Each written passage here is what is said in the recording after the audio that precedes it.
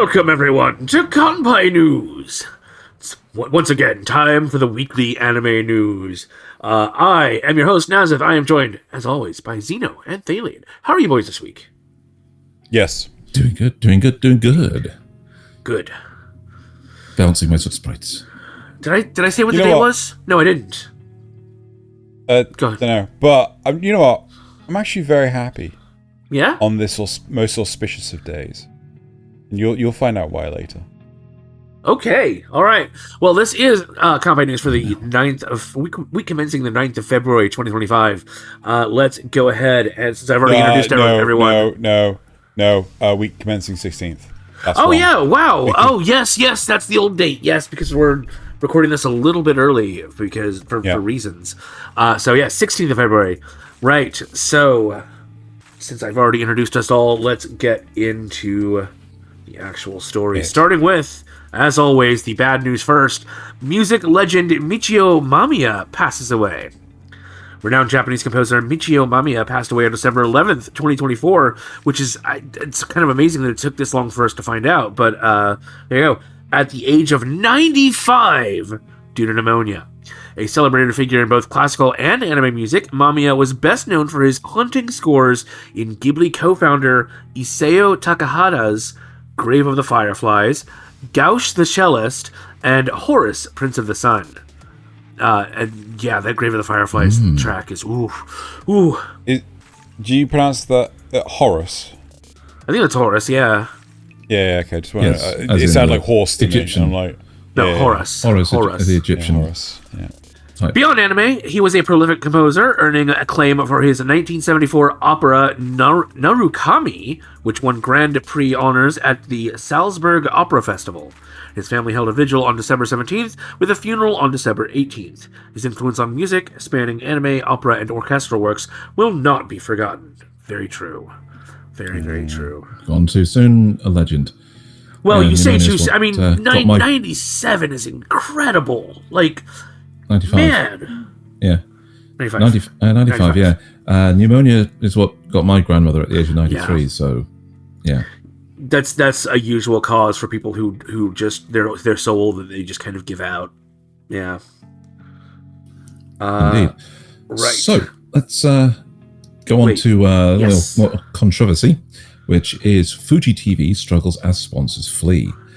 Fuji TV is in crisis mode as sponsors continue to pull out, leaving its spring programming lineup in jeopardy. According to Shukan Gendai, over 80 corporate sponsors have abandoned the network following a scandal involving former SMAP member Masahiro Nakai and allegations of illegal no-no time. The fallout has already led to the resignations of Fuji TV's president and Fuji Media Holding Incorporate chairman. But instead of damage control, the network is facing a financial freefall, with a projected loss of 23.3 billion yen, or around $150 million in 3 months. Even long-running anime like Chibi Maruko-chan and Sazai-san are airing without sponsors. To fill the gaps, Fuji TV has resorted to airing non-profit public service announcements, but with no clear path forward, the network's future remains uncertain. Yeah. I think we reported on this. I don't think this was the really bad one that we had to put trigger warnings on. It might have been, but I don't think it was. But I'm pretty sure we did report on this when it was happening. That's crazy. That's crazy. Even after getting rid of him, they're still suffering the backlash. It's amazing how one person can really topple things. Right. Onward, then, to something good. Okay. WEBTOON launches video contest with $200,000 prize pool. WEBTOON Entertainment is giving fans a shot for an upcoming $200,000 cash prize with its newly launched WEBTOON video contest. Participants can create 1-minute TikToks or YouTube shorts inspired by WEBTOON originals, competing in 6 categories like live action, animation, and reactions. The grand prize winner takes home $30,000, while multiple winners can snag cash or WEBTOON coin packs. Submissions are open from February 10th to April 14th, with winners announced on June 2025. Meanwhile, Webtoon's Monster Hunter Wilds webcomic contest in partnership with Capcom is also underway, offering exclusive Monster Hunter merch and digital game codes. Aspiring creators better get filming. Big rewards are on the line. So I'm a little confused. If the grand prize is 30K, yeah, it's a prize pool, so I don't think you can actually. I think the up to 200,000 is probably not quite right. Yeah, right. So it says it's in something from the 200K prize pool. So the total prize pool is 200K. So 30K is the grand prize winner. Yeah. And of course, everything else is less than that, but it totals up to 200K. Yeah, that's fair. Yeah.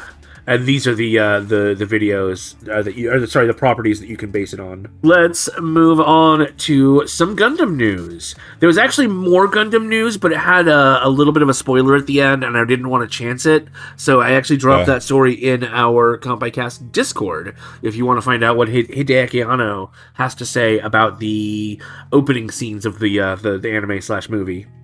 Right. So, but for this one, Mobile Suit Gundam GQuuuuuX beginning early screenings announced. GKids has unveiled the English subtitled trailer for Mobile Suit Gundam GQuuuuuX beginning, in a re-edited version of the episodes for the upcoming anime series. So, it's another one of those things where they take the first 2 or 3 and make it a movie. The film will have a special one-night IMAX screening on February 26th, followed by a official North American theatrical release on February 28th, marking GKids' first collaboration with Bandai Namco Filmworks.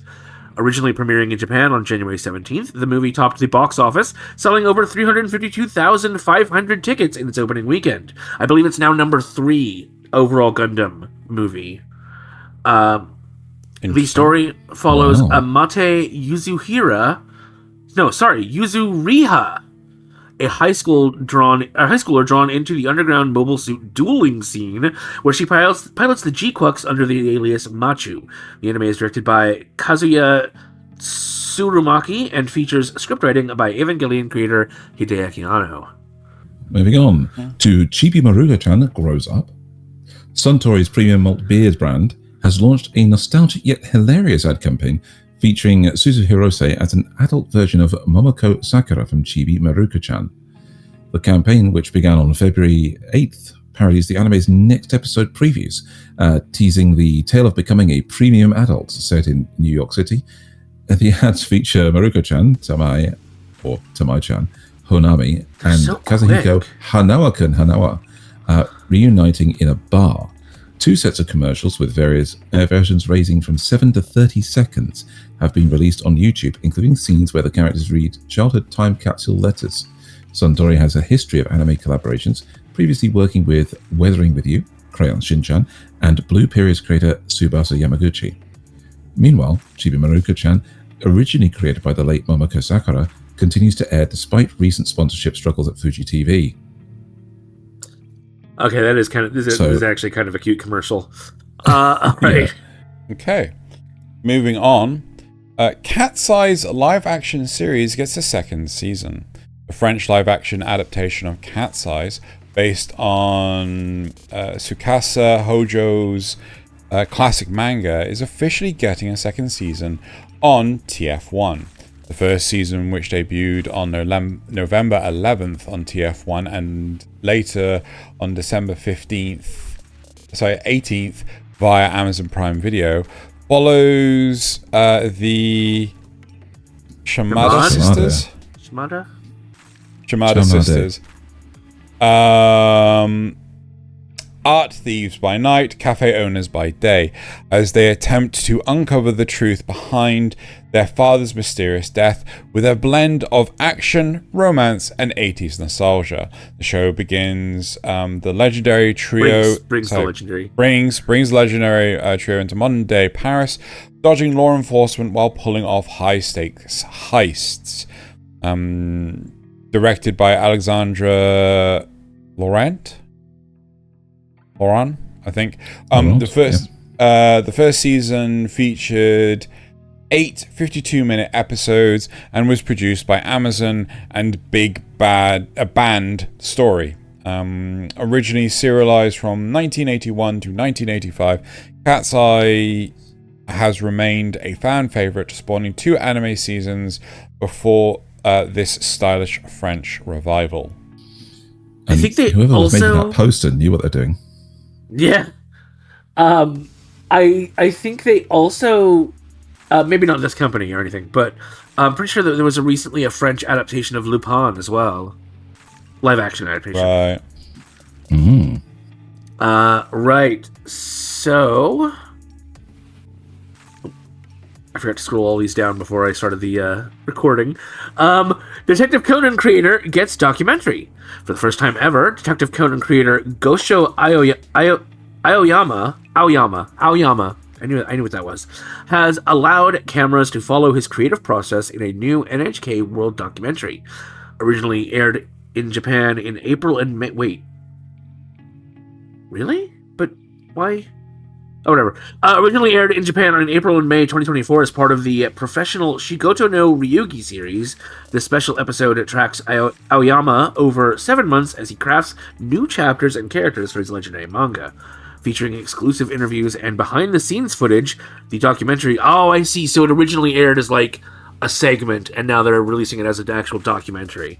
Behind-the-scenes footage, the documentary gives fans an intimate look at the mind behind one of Japan's most enduring detective stories. The episode, which joins past profiles of anime legends like Hideaki Anno and Hayao Miyazaki, is streaming worldwide with English subtitles on NHK World until December 20... How old is it? What? Hang on, these dates don't feel... Yeah, April 2024. No, 10th. This story was published 10th of February. So it was, it's like, you know, it was this week. So it will be air. So I think there's just plans to have it air at different times all the way through this coming December. Oh yes, until December 28th of this year. Yeah, okay, all right, there you go. So, you know, long time to watch this if you want to. Yeah, exactly. Right, silly one up next. Miku's musical journey hits North American theaters.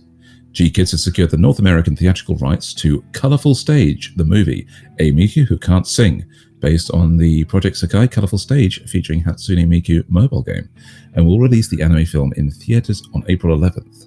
The movie, which debuted in Japan on January 17th, quickly made a splash, earning over $5.6 million by its third weekend. The story follows Ichika Hoshino, who meets a mysterious Hatsune Miku after hearing an unheard song in a CD shop, only to discover Miku is struggling to connect with her audience. After seeing Ichika's performance, Miku asks for her help. This release marks the first collaboration between GKids and Cyber Agent, with the film also set for a global release. I feel like Miku is to Japan what Barbie was to America in like the late 90s or early 2000s. I don't know about that. I would probably argue more the most recent My Little Pony, Friendship is Magic. Maybe. It's like both Miku and MLP like really struck a chord with more mature audiences. Whereas I don't think Barbie ever really had that. No, you're right. But it was still a powerhouse. Of course. Right. As we come towards the end. Cool. So, Sailor Moon live-action show expands North America tour. Pretty Guardian Sailor Moon, the Super Live, the stage performance. Jesus Christ. The Super Live, the stage performance based on Sailor Moon, created by Naoko.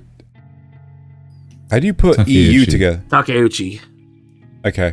Sequentially, that's how you put them together. Yeah, I didn't know if they actually made their own independent vowel sound. Has added 3 new shows to its North American tour. The additional performances include 2 at the Music Center's Amundsen Theater in Los Angeles on March 22nd, and a second show at Paramount Theater in Seattle on March 26th. Ticket sales for the new shows open soon, with general sales beginning on February 28th for LA and February 13th for Seattle. So they're already started for the Seattle showing. The tour will hit cities like Pittsburgh, Austin, San Antonio, and New York through April 26th, with the play performed in Japanese with English subtitles. Directed by Kaori Miura, known for The Prince of Tennis. This musical features choreography. Thank you, by Satomi Toma, and music by Go Sakabe and Kyohei. Yep, you got it. Yeah. I think that's the Prince of Tennis live action stage play, as well. Just to be clear. Anyway, I just thought that was kind of a cute little, America great. seems to like it. Right. So Dave the Diver. I feel like I should have switched these around, so I got the Sailor Moon one and you got this one. Dave the Diver to dive into Yakuza crossover. Dave the Diver, the hit action-adventure RPG, is getting a Yakuza / Like a Dragon series crossover DLC called Ichiban's Holiday, which is set to drop in April 2024. The game, which combines deep-sea diving by day with sushi restaurant management by night, first launched on PC in June 2023 and later on Switch in October 2023. It will be available for PS4 and 5 in April 24. That's got to be 2025. The DLC trailer, released on the official PlayStation YouTube channel, adds a fun twist to the quirky adventure, featuring characters from the Yakuza series. Meanwhile, a Dave the Diver manga adaptation by Shinosuke Tsuchida launched in a monthly Koro comic in August 2023, with the first volume hitting shelves in December 2023. No, that PlayStation 4 and 5 date is correct. It's just the tense is wrong. It's already out on PlayStation 4 and 5. Oh, yes, I see. Yeah, okay, so it released first on Switch, PC, then Switch, then PlayStation 4 and 5. Right. Yeah. And Dave the Diver is fucking amazing. I just great fun. love just it. Great, so great fun. Yeah. Just the idea of him punching people out underwater is hilarious. Oh my god. Okay. All right. I'll have to watch that later. Let's round this up with the usual feature, which is the anime and manga releases between February 9th and 15th. In anime, released on the 11th of February, Anime Eigo released Bubblegum Crisis Perfect Collection Blu-ray disc for $50. Sentai Filmworks released My Teen Romantic Comedy Snafu Complete Collection Blu-ray disc for $130. Crunchyroll released One Piece Collection 36 Blu-ray disc for $40. Viz Media released the Sailor Moon 3-film collection Blu-ray disc for $30. In manga, released on the 11th of February, Viz Media brought us Akane Banashi graphic novel 10 for $12. Seven Seas brought us a Certain Scientific Railgun graphic novel 19 for $14. Square Enix manga brought us Cherry Magic 30 Years of Virginity Can Make You a Wizard graphic novel 13 for Oh yeah, you haven't heard about that one? Apparently, that's old. That's been out for a while. Oh god! I'm pretty sure they're making an anime USA out of it. Brought us, Kodansha USA brought us The Fable Omnibus graphic novel 6 for $23. Yen Press brought us Tear Moon Empire graphic novel 6 for $16. And in digital manga, releasing on this 11th of February, Kodansha USA brought us Battle Angel Alita Mars Chronicle graphic novel 10 for $11. Seven Seas brought us Choking on Love graphic novel 1 for $10. Dark Horse brought Gantz Omnibus graphic novel 4 for $18. And One Piece PEACE books brought us Kurikia-san Wants to Lead Him Around by the Nose graphic novel 3 for $14. Then Titan brought us Sword of the Titans graphic novel 1 for $9. In novels, released on 11th of February, Seven Seas Entertainment brought us Adachi and Shimamura Stories for $15. There's No Freaking Way I'll Be Your Lover Unless novel 6 for $16. And True Love Fades Away When the Contract Ends, Music of the Flower Gardens and Heavens, novel 2 for $16. Yen Press brought us Licorice Recoil Ordinary Days for $15. Then on the 12th of February, Yen Press brought us Hero Syndrome Novel 2 for $16. In digital novels, released on the 12th of February, J Novel Club brought us The Banished Former Hero Lives As He Pleases, Novel 4 for $8. On the 13th of February, Seven Seas Entertainment brought us Lone Alive in Another World, Novel 11 for $10. The Strange Adventure of a Broke Mercenary, Novel 10 for for $10. Ugh. I must have removed the dollar sign from that when I did that. Then finally, released on the 14th of February, that's Valentine's Day for all of you, or National Stay-at-Home Day for the rest of us, both for $8 by J Novel Club. They brought us By the Grace of the Gods, Novel 15, and A Cozy Life in the Woods with the White Witch, Novel 2. There you go. So check them out. Follow the link below to find out if there's anything else we did that there's a lot more for sure. These are just the highlights, which you might like, especially the especially the one that Zeno laughed, which is Cherry Magic. God. Yep, 30 years as a virgin can make you a wizard. Yeah. And now apparently a legend. And now on to everyone's favorite part of the show, the facts and rumors. Please take what is this? Secret redacted rumor? What is this, Zeno? Bocce, The Rock, getting a season 2. Woohoo! Woohoo! Woohoo! Announced earlier today, it is a fact. Bocce The Rock has officially announced a second season. The announcement made during Ketsuko Band's We Will Be, the letter B, live event on February 15th, 2025.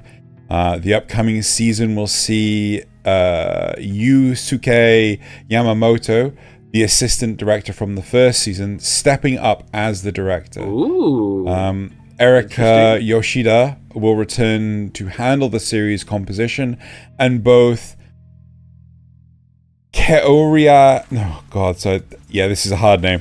Keoria and Keito Oda are credited for character design.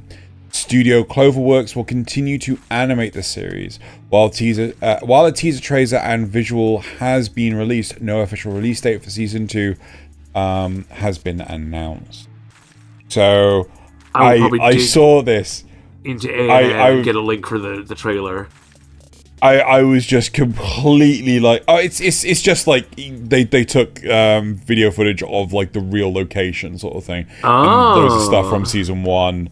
But I saw this, I'm like, there's no way in hell I'm putting this in the document. There it is. They will, Nasuth will not shut up about this at a time. If we'd only recorded this on our usual day, it would have made it in. Yeah, exactly. So, yep, there you go. Right. So it's all downhill from here. Report. So next up, Report is a space mercenary. I woke up piloting the strongest starship is getting an anime adaptation, and this is something I've never heard of, but it is a fact. Kadokawa has officially announced an anime adaptation of Ryuto and Tetsuhiro Nabashima's light novel series, Reborn as a Space Mercenary. I woke up piloting the strongest starship on February 6, 2025. The series, which began as a web novel in 2019, has expanded into 14 light novels and a manga adaptation with 9 volumes as of January 2025. While the anime adaptation is confirmed, specific details such as release date, production studio, and cast have not yet been disclosed. So probably don't expect this one before like 2027. Fair enough. Nasuth, why do you hate me? I didn't put these in here. You could have blamed Zeno for this one. Zeno, why do you hate me? Because I wanted the bocce one. That is a fair point. You did Valid. get the bocce one. Valid. That's just... It is your show, I guess. He could have given me this one. All right. I don't know. I didn't know he hated it.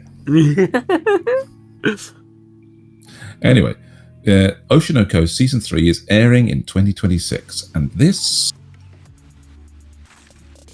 is a fact. The third season of the anime, Ocean no Ko, is officially scheduled to premiere in 2026. The announcement was made during the Ichigo Production Fan Kansha Site 2025 event, where a teaser visual featuring the character Ruby was also unveiled.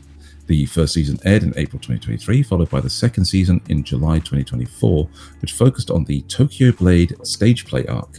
The manga created by Aka Akasaka and Mengo Yokoyari concluded in November 2024, with 166 chapters compiled into 16 volumes. The series has received critical acclaim, winning the Best General Manga category in the 46th Annual Kodansha Manga Awards in 2022. Notably before they'd seen the ending. I'm not going to say any more than that. Right, okay, are we done? That does it for the news this week. We are actually recording this before Kanpai Cast this for once, so we don't know what's gonna happen in this week's episode. Other than you should stay tuned because it's the Winter 2025 6-episode follow-up, so it's bound to have at least a little bit of yelling here and there. A little bit. And until we see you back here next time for more news. News. News.